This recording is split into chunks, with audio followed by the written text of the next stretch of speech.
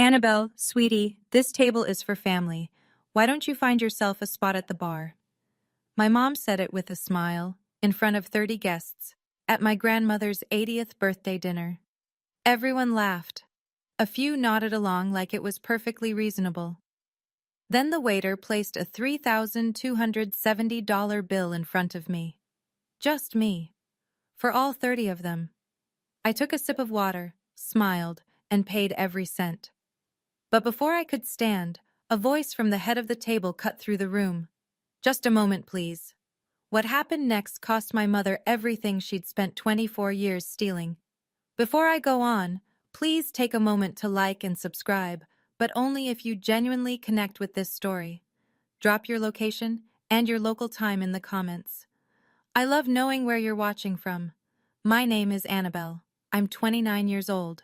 And this is how I stopped letting my family treat me like a guest in my own life. Now let me take you back to Crestwood, Georgia, to the night everything changed. I was 5 when I moved into the Everett house. My parents, my real parents, James and Lucy, died on a Tuesday. A pickup truck ran a red light on Route 9 and hit them head on. I was at daycare, finger painting a lopsided sunflower. By the time they found me, I was an orphan. Richard Everett was my father's older brother. He insisted on taking me in. His wife, Diane, did not insist. I learned that early. Kyle and Madison, their biological kids, had bedrooms upstairs, matching bedspreads, glow-in-the-dark stars on the ceilings, nightlights shaped like animals. My room was in the basement, next to the washing machine. It had a window the size of a shoebox, and some nights the dryer would kick on at 2 in the morning, and I'd lie there listening to it thump like a second heartbeat. Diane never hit me. She was smarter than that. Her cruelty lived in small omissions, the kind no one sees unless they're the one being omitted. 3 plates on the table instead of 4. Oh, Annabel, I keep forgetting. Grab one yourself. Family photos on the mantel, on the stairwell, on the Christmas card. Kyle grinning, Madison in pigtails, Richard with his arm around Diane. I'm in none of them. When I was 8, I asked why. Diane looked at me like I'd asked why the sky was blue. Those are family portraits, Annabel. She said it gently. That was the worst part. The neighbors thought she was a saint. That woman took in her husband's niece, gave up everything. I heard it at church, at the grocery store, at school pickup. What I didn't know, what I wouldn't know for 24 more years, was that my parents hadn't left me with nothing. They'd left me $600,000, and Diane had spent every cent. By 16, I understood the rules. Kyle got a car for his birthday, a used Camaro, but still. Madison got braces, a violin, summer camp in the Blue Ridge Mountains. I got the employee discount at Hank's Grocery on Route 12, where I stocked shelves 3 nights a week to pay for my own school supplies. The year Kyle left for college, I asked Richard if there was money set aside for me too. We were in the garage. He was sorting wrenches, not looking at me. I'll talk to Diane, he said. Diane's answer came at dinner. College isn't for everyone, Annabel. You're good with your hands. Kyle's tuition was $80,000. I know because I saw the check on the kitchen counter, written out in Diane's handwriting, and I remember thinking that was more money than I could imagine. I didn't argue. I applied to the community college nursing program on my own, took out federal loans, and worked double shifts at Hank's every summer. The thing about holidays was the photos. Every Thanksgiving, every Christmas, Diane staged her perfect family portrait in front of the fireplace. She'd hand me the camera. You're the best photographer in the house, Annabel. So I'd frame them. Kyle in his college hoodie, Madison with her new earrings, Richard stiff in his flannel, Diane beaming in the center. And I'd press the shutter button and the flash would go off, and the image would freeze them exactly the way Diane wanted the world to see them. A complete family. I wasn't in a single one. But there was one person in that family who never forgot me. One person who set a place for me every single time, without being asked. Eleanor Everett was 80 years old, 5'2", and the only person in that family who made me feel like I had a right to breathe. She was Richard's mother, a retired school teacher with a kitchen that always smelled like cinnamon, and a voice that could silence a room without rising above a whisper. Every Sunday, Eleanor picked me up at 9 sharp. We'd drive to her cottage on Maple Hill, and she'd teach me how to bake, apple crumble, buttermilk biscuits, peach cobbler from scratch. While the oven hummed, she'd tell me stories about my father. James had your eyes, she'd say, rolling dough with flour-dusted hands. And your mother, Lucy smiled like sunshine after rain. You have that same smile, Annabel. I'd hold those words like coins in my pocket, turning them over during the long nights in the basement room. Diane hated my Sundays with Eleanor. She's 80 years old, Annabel. You're wearing her out. She's fragile. Don't bother her with your problems. Maybe skip this week. She needs rest. I always went anyway, until the year Diane told me if I kept making trouble, she'd tell Eleanor I didn't want to come anymore. I was 14. I believed her. So I started asking permission first, and permission was not always granted. One Sunday, just before I turned 17, Eleanor said something I didn't understand. She put down her rolling pin, looked at me with eyes that were sharp and sad at the same time. Your parents loved you enough to plan ahead, Annabel. Don't ever forget that. I nodded like I knew what she meant. I didn't. Not for another 12 years. But Eleanor knew exactly what she was telling me, and she was already making plans of her own. Fast forward to now. I'm 29, a registered nurse at Crestwood Community Hospital, living alone in a one-bedroom apartment above the laundromat on Cherry Street. It's small, it's loud on wash days, and it's mine. Eleanor's health has slowed in the past year. Her knees ache, she gets winded on stairs, but her mind is a steel trap, and every Sunday I still drive to Maple Hill. The rest of the family knows what Eleanor has. The cottage, her late husband's pension, savings accounts built over 50 years. Somewhere north of $1 million. In a town like Crestwood, that's a fortune. Diane started her campaign around January. Subtle at first. She'd visit Eleanor with flowers from the shop and happen to mention how difficult I'd been lately. How I'd been distant. How I probably only visited for the inheritance. Kyle backed her up at Easter brunch. Grandma, you know Annabelle's not technically family. Legally, I mean. Madison posted Instagram stories. Selfies with Eleanor, captions reading, blood is thicker than water, with a heart emoji. She tagged everyone except me. Then came the phone call. A Thursday evening, late March. Richard's name on my screen. He hadn't called me in 4 months. Annabel. His voice sounded rehearsed, tired. About Mom's birthday dinner this Saturday. Maybe it's better if you don't come, for everyone's sake. I held the phone away from my ear, stared at the ceiling. Whose sake, Richard? He paused. It'll just cause tension. You know how Diane gets. I did know. That was the problem. I told him I'd think about it. Hung up. I didn't know then that the phone call was part of something much bigger. A plan already weeks in motion. I called Eleanor the next morning. She picked up on the first ring, like she'd been waiting. Grandma, Richard said maybe I shouldn't come Saturday. Silence. Then. Did he say why? He said it would cause tension. Eleanor's breathing was steady, measured. When she spoke, her voice was different, urgent in a way I'd never heard. You have to come, Annabel, no matter what. Promise me. I promise. And wear something nice, something that makes you feel strong. I almost laughed. Grandma, it's dinner. Promise me. I promise. She paused, and I heard the creak of her rocking chair. I love you, sweetheart. More than you know. She hung up before I could ask why her voice was shaking. That Saturday, I stood in front of my closet for 30 minutes. I didn't own much. Nurses don't need a lot of formal wear. But tucked in the back was a navy dress I'd bought for a friend's wedding 2 years ago. Simple. Fitted. The kind of dress that says I belong here without saying anything at all. I put on my mother's pearl earrings. The only thing of hers I had. Eleanor gave them to me on my 18th birthday. Lucy wore these the night she met your father, she told me. I wrapped Eleanor's gift, a hand-bound photo album I'd spent weeks making, filled with pictures of us baking together, printed from my phone. In the car, my hands were steady on the wheel. I knew Diane would try something. She always did at gatherings. A comment here, a seating arrangement there, a reminder of my place. But this was Eleanor's birthday. Maybe her last one. I wasn't going for Diane. I was going for the only person who never made me prove I belonged. The Magnolia Room sits on the corner of Main and Birch. White columns, magnolia trees flanking the entrance, the only restaurant in Crestwood that requires a reservation. For Eleanor's 80th, Diane had booked the entire main dining room. 30 guests, crystal glasses, white linen, a jazz quartet playing low in the corner. I arrived 10 minutes early, placed my gift on the table by the door. Diane saw me walk in. Her eyes tracked me across the room, but she didn't speak, just lifted her wine glass and turned back to a conversation with Uncle Harold. Eleanor sat at the head of the long table. She looked tired, thinner than last Sunday, her cardigan hanging loose on her shoulders. But when she saw me, her face changed. She reached out with both hands. There you are. I leaned down, kissed her cheek, and felt her grip tighten around my fingers, tight enough to hurt. Sit by me, she whispered.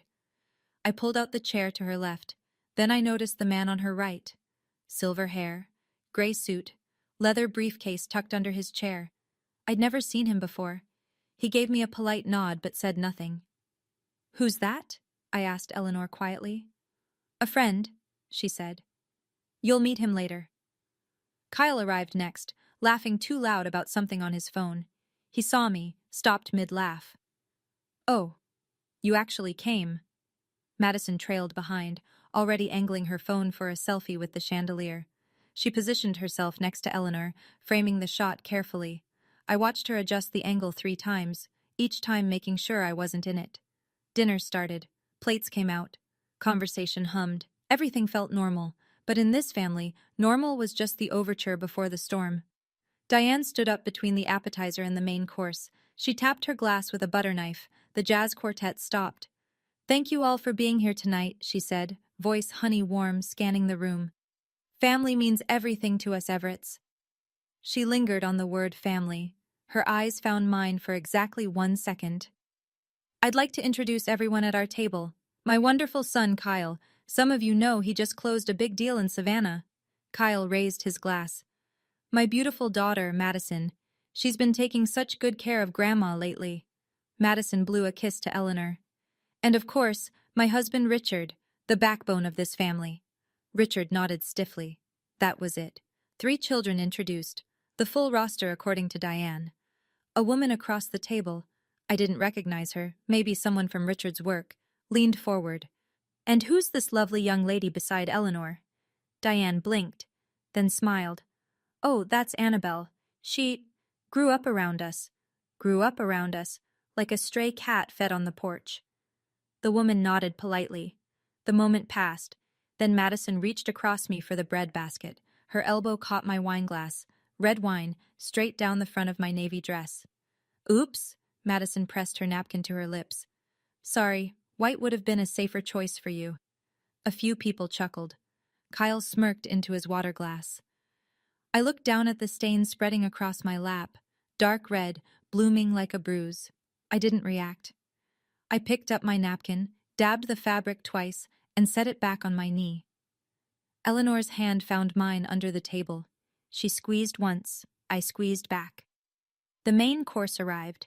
Filet mignon, roasted asparagus, truffle mashed potatoes. The smell alone was worth more than my weekly grocery budget. That's when Diane made her move. We need to rearrange a bit, she announced. Uncle Harold needs more room for his chair. Annabel, sweetie, the bar has some lovely seats. You'd be more comfortable there. It wasn't a question. Kyle leaned back. Yeah, it's not like you're giving a toast. A few people at the far end of the table exchanged glances. 1 or 2 laughed. Not cruelly, just the automatic laugh people give when they don't want to make things awkward. No one objected. I looked at Richard. He was staring at his plate like it held the answer to something. His fork hadn't moved. I looked at Eleanor. Her jaw was tight. Her knuckles were white around her napkin. But she met my eyes and gave me the smallest nod. Barely a tilt of her chin. Wait. Not yet. So I stood up, smoothed my wine-stained dress, picked up my water glass. Happy birthday, Grandma, I said. My voice didn't crack. I walked to the bar at the far end of the dining room. 12 steps, I counted, sat on a stool, set my glass down, and kept my back straight. The bartender, a young guy, maybe 22, looked at me with something between confusion and sympathy. You okay? He asked quietly. I'm fine. I wasn't. But I'd had 24 years of practice at being fine. Have you ever sat in a room full of people and felt completely invisible? Like the air you breathe doesn't count because no one's watching you breathe it? If you have, tell me in the comments. I want to know I'm not the only one. From the bar, I had a clear view of the table. Diane was laughing, refilling glasses, touching people's arms. The perfect hostess. Kyle was telling a story that involved hand gestures and a punchline I couldn't hear. Madison kept checking her phone under the table. Eleanor sat at the head, eating nothing, watching everything. The man in the gray suit hadn't moved. His briefcase stayed under his chair. He cut his steak in precise squares and spoke to no one. 20 minutes passed. Then Madison stood, phone in hand, and walked toward the restroom. She passed right by me, didn't even glance in my direction, like the bar stool was empty. She stopped in the hallway, maybe 6 feet from me. She must have assumed I couldn't hear over the jazz quartet. She was wrong. "It's working," Madison said into the phone. Her voice was low, but the hallway carried sound like a tunnel. "She's at the bar. Mom says one more push and she'll leave for good." Pause. She listened. "No, Grandma doesn't suspect anything. Mom's handling it. We just need her out of the picture before Grandma's lawyer does anything." My hand tightened around my glass. Lawyer. Before Grandma's lawyer does anything. Madison laughed at something the other person said, then walked back toward the dining room without looking at me. I sat very still. This wasn't spontaneous cruelty. This wasn't Diane having a bad night or a few too many glasses of wine. This was a plan. Coordinated. Timed. Designed to push me out the door before something happened. Something involving Eleanor and a lawyer. I didn't know what yet, but the man in the gray suit with the briefcase suddenly made a lot more sense. Dessert came, a 3-tier cake with white frosting and 80 candles. Everyone sang. From the bar, I mouthed the words. Eleanor blew out the candles in 2 breaths. The room cheered. Then she leaned toward Richard and said something I couldn't hear. Richard stood, helped her up, and walked her slowly toward the restroom hallway. But Eleanor stopped at the bar. She reached for my hand. Hers was thin, papery. I could feel every bone, but her grip was iron. "Don't leave tonight," she said. Her voice was barely above a breath. "No matter what happens, promise me." "I already promised, Grandma." "I know." She pulled me slightly closer. "Your parents left you more than memories, Annabel. It's time you knew." My stomach dropped. "What do you mean?" Richard appeared at her elbow. "Mom, the restroom's this way." Eleanor held my eyes for one more second. Then she let go and shuffled off with Richard, her cane tapping the hardwood floor. I turned on my stool. The man in the gray suit was watching me. Not Diane, not Kyle, me. His expression was unreadable, professional, like a doctor before delivering results. His briefcase sat under his chair. The clasp was brass, and the corner of a thick envelope jutted out from the top, manila, unsealed. He caught me looking, gave the faintest nod, then turned back to his coffee. My heart was beating in my throat. "Your parents left you more than memories." My parents died when I was 5. They were 26 and 28. They drove a 10-year-old Honda and rented a 2-bedroom apartment. What could they possibly have left me? Whatever it was, Diane didn't want me to find out. And that told me everything. Eleanor returned to the table. Diane poured her another glass of wine, her 4th by my count. The evening should have wound down. People were checking watches, reaching for coats, but Diane wasn't done. She stood again, glass raised, cheeks flushed. "I just want to say one more thing." She swept her arm across the table. "Being a mother is the hardest job in the world, and sometimes you take on burdens that aren't yours." A few guests murmured in agreement. "When Richard's brother died, we took in his daughter." Diane pressed a hand to her chest. "No one else would. We gave up vacations. We gave up savings. We gave up our space. Our lives, really." A woman near the end of the table spoke up. "That's Annabel, right? She seems like a sweet girl." Diane tilted her head. The wine made her honest. "Sweet? She's been riding our coattails for 24 years. She laughed, a loose, ugly sound. "Her parents left nothing. Not a dime. We raised her from zero. The room went still. Her parents left nothing. I heard it from 12 steps away, over the jazz, over the clink of glasses, over everything. My mother and father, dead at 26 and 28, buried in Crestwood Cemetery, Plot 14, and Diane was standing in a room full of people telling them my parents left me with nothing. That was a lie. I didn't know how yet, but Eleanor's words were still ringing in my ears. My hand trembled. Not from sadness. I'd swallowed every insult for 24 years. Every forgotten plate, every missing photo, every she grew up around us. But talking about my dead parents like they were deadbeats who abandoned me, that was the line, and Diane had just crossed it. The waiter appeared at my elbow. "Excuse me, ma'am." He was young, polite, clearly uncomfortable. He set a leather bill folder on the bar in front of me. I opened it. $3,270.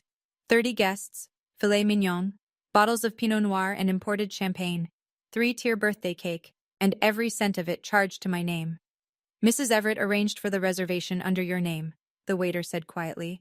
"She provided your card for the deposit." My card. The supplementary card Diane added me to when I was 17. "For emergencies," she'd said. I'd stopped using it years ago. Forgot it existed. Diane hadn't. I looked up at the main table. Kyle was grinning, watching me over the rim of his glass. Madison had her phone angled toward me, recording. Diane caught my eye and raised her wine glass in a little toast. A salute, a dare. 30 people were watching. I opened my wallet, pulled out my own debit card, my actual card, attached to my actual savings, the money I'd earned stacking shelves and drawing blood and working back-to-back 12-hour shifts. I handed it to the waiter. "Thank you," I said. "You can run this." He hesitated. "Ma'am, are you sure?" "I'm sure." He took the card. I signed the receipt, tipped 20%. From the main table, Diane's voice floated over like smoke. "See? She knows her place." More laughter, quieter this time.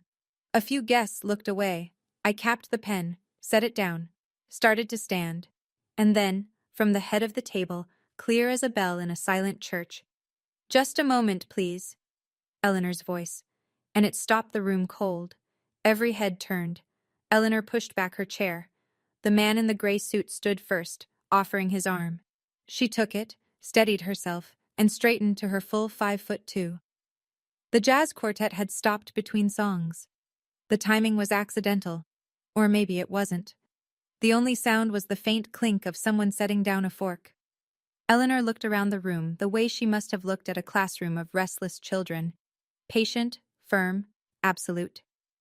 "Before anyone leaves," she said, "I have something to say. It is my birthday after all." Diane's smile flickered. "Mom, it's been a long night. You should rest." "Sit down, Diane." 3 words. No volume, no anger, just the kind of authority that comes from 80 years of never bluffing. Diane sat. Eleanor turned to me. "Annabel, come back to the table, sweetheart." I didn't move at first. 24 years of conditioning will do that. Freeze you in place even when someone's reaching out. But Eleanor held her hand toward me, and something in her face said now. I walked back.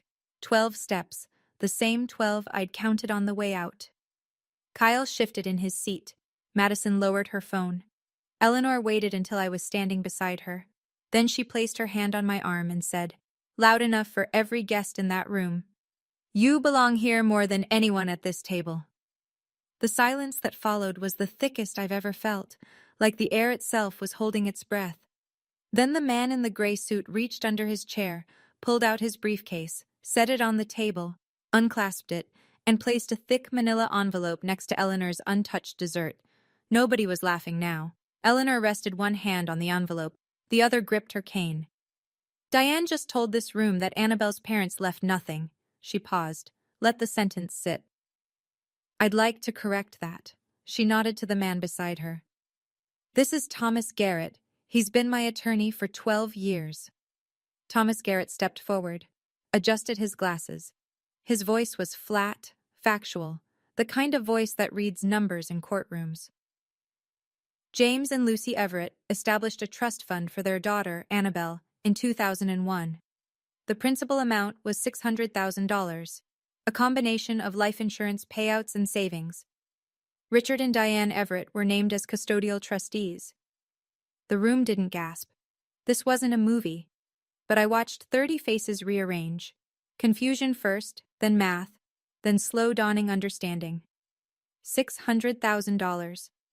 My parents had left me $600,000. Eleanor's voice cut through again.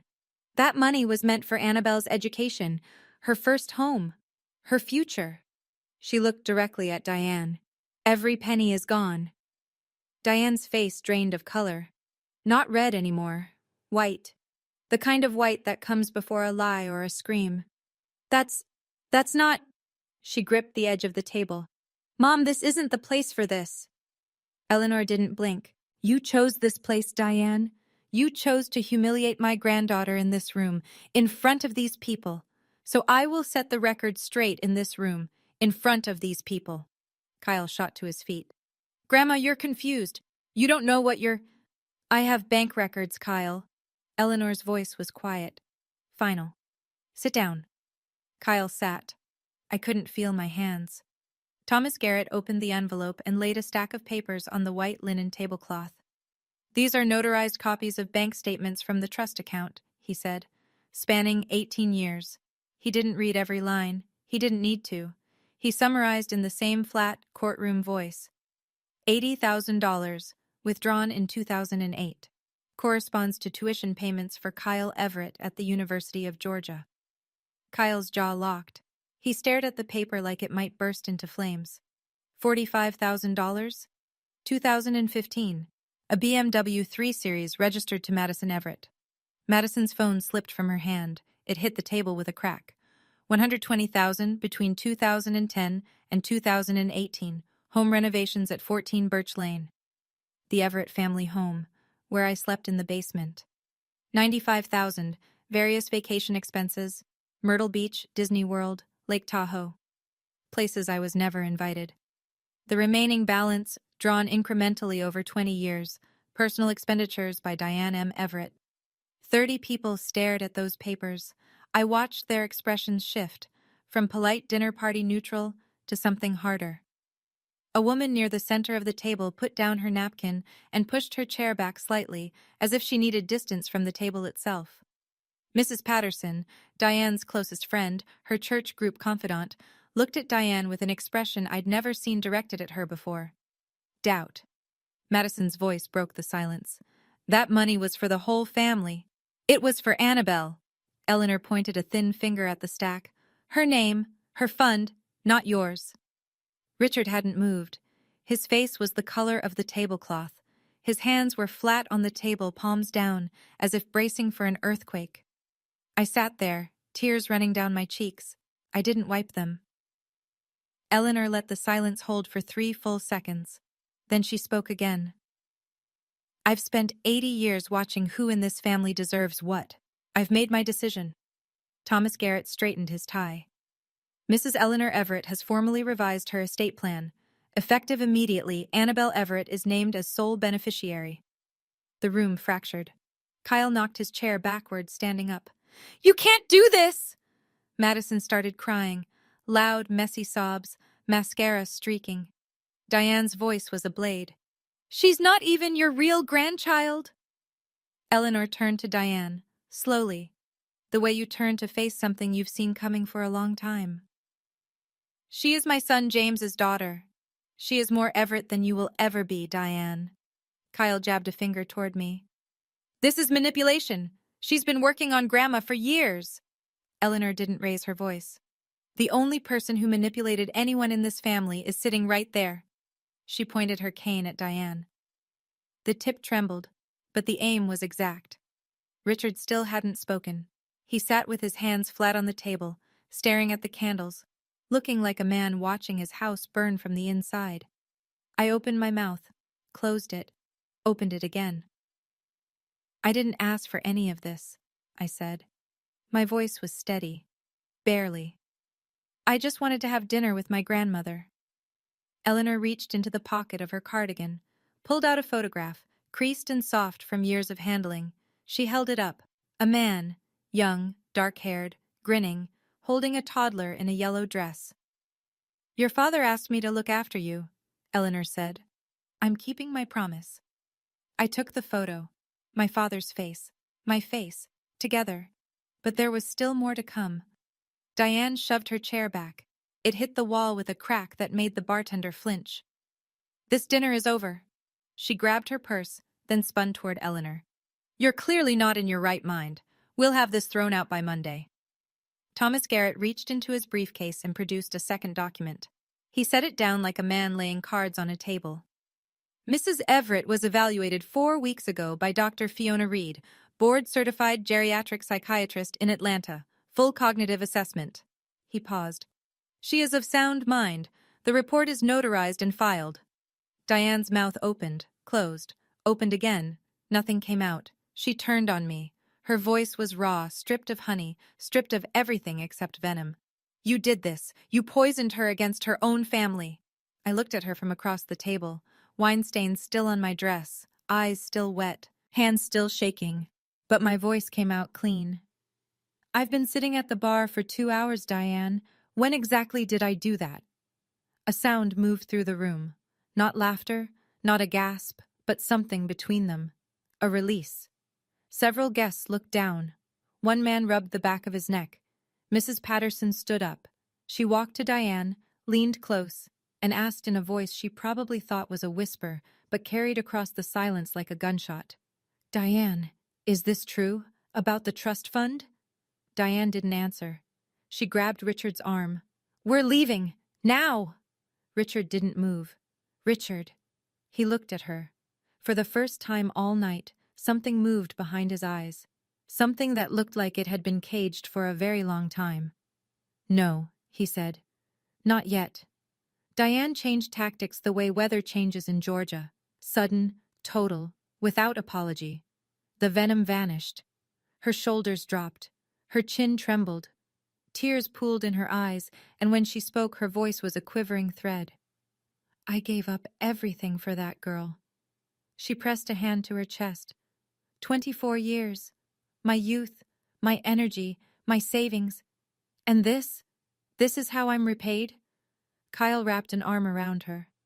It's okay, Mom. We'll fight this. Diane turned to the remaining guests, eyes glistening. She turned an old woman against her own children. This is elder abuse. You're all witnesses. I watched it happen, the room tilting. A few guests shifted in their seats. An older man at the far end frowned in my direction. Diane's tears were good. They always had been. In Crestwood, she'd perfected the role of the suffering mother, and the audience knew the script. It was working. Then Thomas Garrett laid one more document on the table, a thick stack, bound with a clip. He turned it to face the room. These are notarized bank records, he said, withdrawal after withdrawal from the trust account over 18 years. Each one signed by Diane M. Everett or Richard J. Everett. He fanned the pages slowly. Dates, amounts, signatures, page after page after page. The room turned back.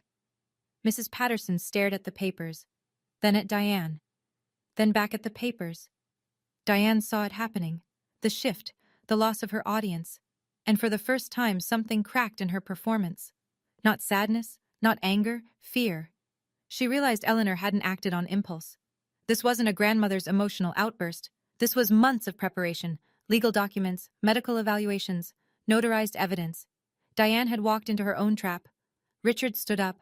The movement was so quiet, so unlike the chaos around him, that it took a moment for anyone to notice. He didn't push his chair. He just rose, slow, heavy, like a man standing up in water. Mom. His voice cracked on the single syllable. I'm sorry. I knew. I should have stopped it years ago. Diane whipped toward him. Shut up. Don't say another word, Richard. No, Diane. He turned to face her, and I saw something I'd never seen in 24 years. Richard Everett looking his wife in the eye without flinching. Enough. I've been quiet for 24 years. I'm done. He turned to me. His chin was shaking. His hands hung at his sides like broken tools. Your parents trusted us, Annabel. They trusted me. He swallowed. I failed them. I failed you.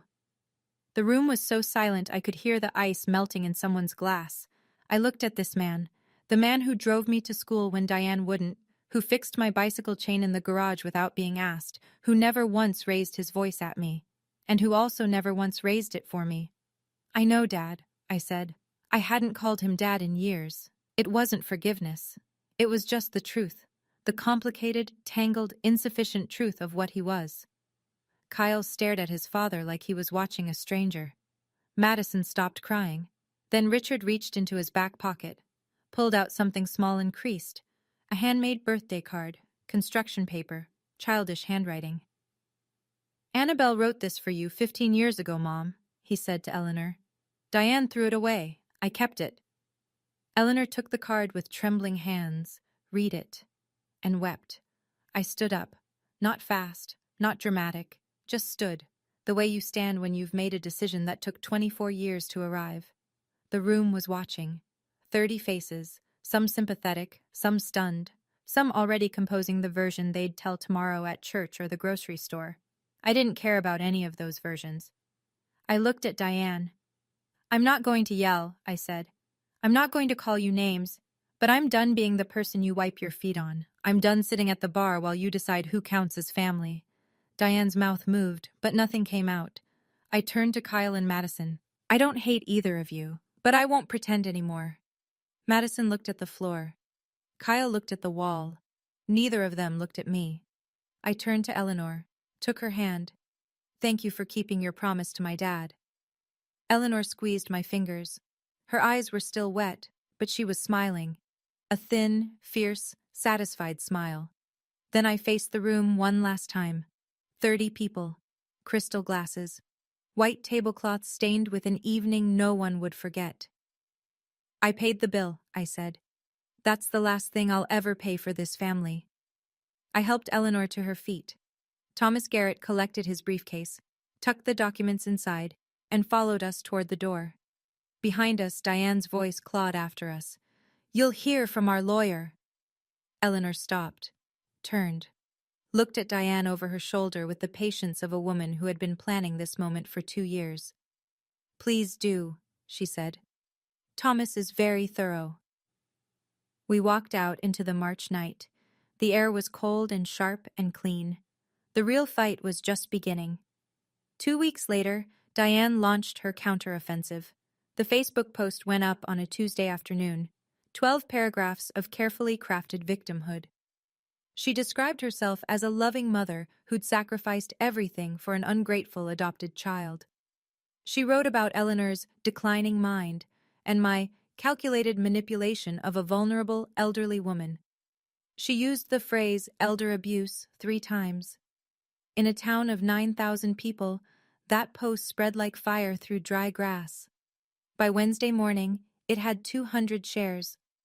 People I'd known my whole life started looking at me differently.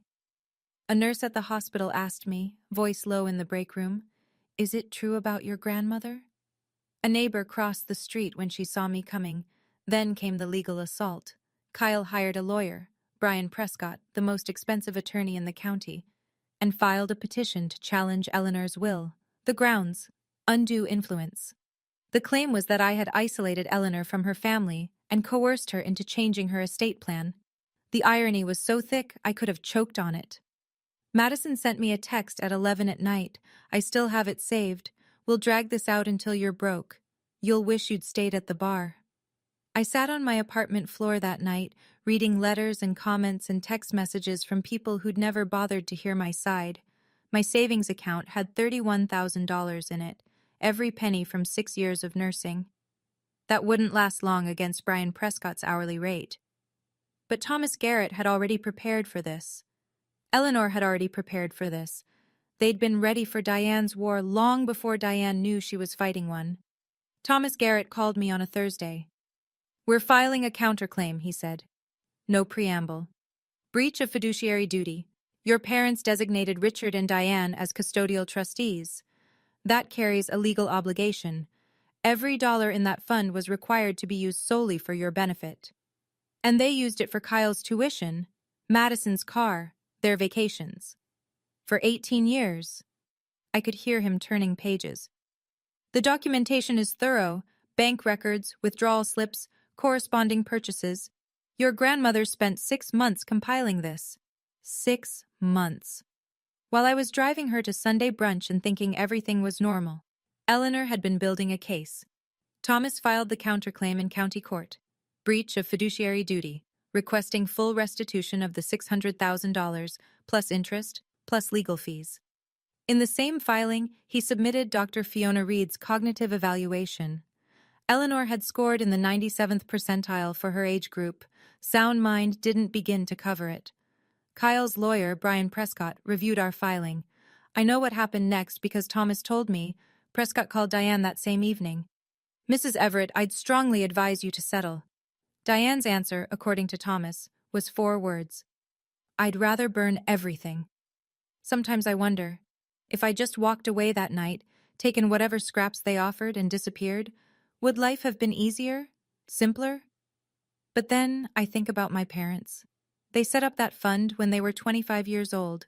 They planned for a future they wouldn't live to see. They did that for me. I couldn't walk away from that. Would you? I'm curious. Would you fight to the end, or cut your losses and move on? Tell me in the comments. I've thought about this 1,000 times. The hearing took place 6 weeks later at the Mercer County Courthouse, a brick building with columns that needed painting, and a flagpole that leaned slightly to the left. Not dramatic, not cinematic, just a courtroom with fluorescent lights and a judge named Harriet Dawson who wore reading glasses on a chain. I won't recount every motion and objection. Court isn't like television. It's slow and procedural and smells like old carpet. But here's what mattered. Kyle's petition to challenge Eleanor's will was dismissed. Dr. Reed's evaluation was airtight. Thomas had documented every interaction between Eleanor and me for the past 2 years. Dates, witnesses, context. There was zero evidence of isolation or coercion. The judge said it plainly. The petitioner has presented no credible basis for the claim of undue influence. Then came the counterclaim. Thomas laid out 18 years of withdrawals. Names, dates, amounts, corresponding purchases. Every page notarized, every signature verified. Diane's lawyer tried to argue the money was used for the household, which included me. Thomas produced my tax returns, my student loan statements, my pay stubs from Hank's grocery. The judge did the math herself. The court finds that the defendants systematically misappropriated funds entrusted to them for the benefit of a minor, Judge Dawson said. The court orders full restitution. $600,000, plus interest, plus Thomas's fees. Roughly $720,000 in total. Diane gripped the defense table. Kyle slammed his palm down. Madison cried. Richard sat perfectly still, hands folded, and said nothing throughout the entire proceeding. We walked out into the parking lot, Thomas, Eleanor, and me. The sun was harsh and bright. Then I heard footsteps behind me, Richard jogging to catch up, holding a battered shoebox against his chest. Richard held out the shoebox. His hands were shaking. This is everything I saved, he said. Photos, your mother's journal, your birth certificate. Diane wanted to throw it all away after the funeral. I hid it in the garage behind the paint cans. I took the box. It weighed almost nothing.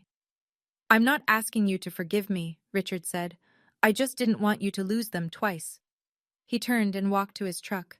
Didn't wait for a response. I stood in the parking lot holding a shoebox full of my parents, and I watched him drive away. That was the last time Richard and I spoke face to face.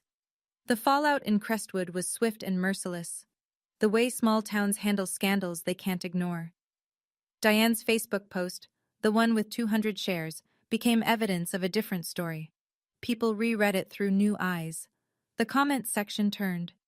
Mrs. Patterson, the church group friend who'd asked Diane about the trust fund at the restaurant, called Diane the following Sunday. I think you should find another church group, Diane. The flower shop on Oak Street, Diane's Petals, the one she'd run for 15 years, lost 1/3 of its customers in a month. In a town that runs on reputation, a court ruling is a scarlet letter. Kyle's real estate firm let him go. His boss didn't cite the case directly. He said, if you can't manage your own family's finances, how can clients trust you with theirs? Madison, who'd never held a job longer than 3 months, lost her only income source, Diane's support. She applied at a grocery store on Route 12. The same Route 12 store where I once stacked shelves at 16. Some things come full circle without anyone planning it. Even after the ruling, Diane's version of events still floated around certain corners of Crestwood. Some people believe the first story they hear, no matter what comes after. I was still the gold digger to a handful of neighbors. Still, the adopted girl who manipulated a sick old woman in a few group chats. Then Nora got involved. Nora Beckett, my best friend since 10th grade, now a reporter at the Crestwood Gazette. She didn't write a puff piece. She didn't write a hit job. She wrote a straight, fact-based article. Court records, bank statements, the timeline. No opinion, just truth, laid out chronologically. It ran on the front page of the Wednesday edition. In a town that still reads its local paper, that mattered. The comments section and the letters to the editor that followed told a different story from Diane's Facebook post. This time, people had receipts. What surprised me most wasn't the public support. It was the private kind. Letters started arriving at my apartment. Handwritten, some of them, from other adopted kids in the county. Adults now, sharing stories I recognized like reflections in a mirror. The different rules, the missing photos, the gratitude expected for basic shelter. One woman wrote, "I was told my whole life that I was lucky to be taken in. Your story made me realize that lucky was their word, not mine." In the stack of letters was one I didn't expect. From a law office in Atlanta. A man named Gerald Hayward. He'd been my parents' attorney. "I tried to contact you when you turned 18 to inform you about the trust. My letters were returned. I believe they were intercepted. I'm sorry I couldn't reach you sooner." Diane had blocked even that. The Sunday after Nora's article ran, I drove to Maple Hill. Eleanor was on her porch, rocking chair moving in that slow rhythm I'd known since I was 5. 2 cups of tea sat on the side table. She always set out 2 cups before I arrived. Always. I sat down. Didn't speak for a while. The dogwood trees in her yard were blooming, white and pink, fragile-looking but tough enough to survive a Georgia spring. "How long did you know?" I finally asked. Eleanor wrapped both hands around her cup. 2 years. I found a bank statement in Richard's desk. I was looking for a pen. The account had Annabel Everett Trust printed right across the top. Balance, $43. She took a sip, set the cup down. "I spent 6 months confirming everything, called Gerald Hayward, contacted the bank. Then I found Thomas." She looked at me. "I waited for the right moment. Diane chose the restaurant. I just used her stage." I stared at the dogwoods. "Why didn't you tell me sooner?" "Because if I told you too early, Diane would have found a way to explain it. She's good at that. I needed everything documented first. I needed it airtight." She reached under her chair and pulled out a small album, one I'd never seen. Inside, photographs. Eleanor visiting a cemetery, standing before 2 headstones, placing flowers, white roses. The dates on the photos spanned years. "I go every April," she said. "Your father's birthday." I didn't know that. 15 years of visits, white roses, every single year. I cried. Not the tears from the restaurant. Those had been shock and hurt and anger. These were different. These were the tears you cry when someone proves that love doesn't have an expiration date. "Your father would be proud," Eleanor said. "Not because of the money, because you stayed kind." 6 months later, I stood in the Crestwood Public Library, the same library where Eleanor used to take me for story hour when I was 7, and watched her cut a ribbon. The banner behind her read, "The James and Lucy Everett Scholarship Fund." It was a Tuesday morning. 40 people showed up. Teachers, nurses from the hospital, a few families from the county foster system. Thomas Garrett stood in the back, arms crossed, something close to a smile on his face. I'd used the restitution money, the original $600,000, to endow the fund. Thomas helped structure it as a nonprofit. The purpose was simple: educational support for foster children and adopted kids in Mercer County. Tuition, books, housing, whatever they needed to build a life that didn't require anyone else's permission. Eleanor asked me to say a few words. I'm a nurse, not a public speaker, but I tried. "My parents set up a trust fund when they were 25 years old," I said. "They were planning for a daughter they didn't know they wouldn't get to raise. I'm using that money the way I think they would have wanted. To help kids like me." I looked at the small crowd. Some were nodding. A woman in the second row was crying. "Being adopted doesn't make you less than. Being different doesn't make you a burden. And if anyone ever tells you that the only reason you matter is because someone chose to keep you, remember, you mattered before they chose. You mattered the day you were born. Eleanor clapped first, then everyone else. We served cake afterward. Eleanor's recipe, apple crumble, cinnamon so thick you could smell it from the parking lot. It wasn't revenge. Revenge is loud and ugly and leaves you emptier than before. This was legacy. Diane came to find me 3 weeks after the scholarship launch. I was finishing a 12-hour shift at the hospital. Tired, still in scrubs, hair pulled back, no makeup. She was waiting in the parking lot, leaning against a car I didn't recognize. Not the Lexus anymore. Something smaller, older. She looked different. The highlights in her hair were growing out. Her nails were unpolished. The composure she wore like armor for 24 years had cracked, and what was underneath looked exhausted. "Annabel," I stopped, keys in hand. I know I wasn't perfect. Her voice was smaller than I'd ever heard it. But I raised you. I fed you.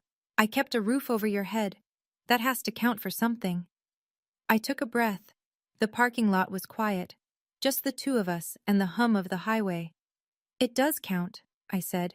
"And I'm grateful for the roof. I'm grateful for the meals. But gratitude doesn't mean I owe you my inheritance, my dignity, or my silence." Diane's chin trembled. "Can we start over?" I looked at her, really looked, at the woman who forgot my plate at dinner, who introduced me as someone who grew up around us, who lied about my parents in front of 30 people and called it sacrifice. "No," I said, "we can't start over, but I'm not going to take anything from you, and I'm not going to let you take anything from me. Not anymore. That's the boundary." She opened her mouth, closed it, nodded once, small, defeated, and walked back to her car. I watched her pull out of the lot and turn onto Route 12. I didn't call after her. I went inside, clocked in for the night shift, and took care of my patients. Life continues. Diane sold the house on Birch Lane, the one renovated with my trust fund money. After the settlement, legal fees, and back taxes, she cleared just enough to rent a 1-bedroom apartment on the east side of town. The flower shop closed in August. 15 years of Diane's petals, gone. The sign hung in the window for weeks before someone finally took it down.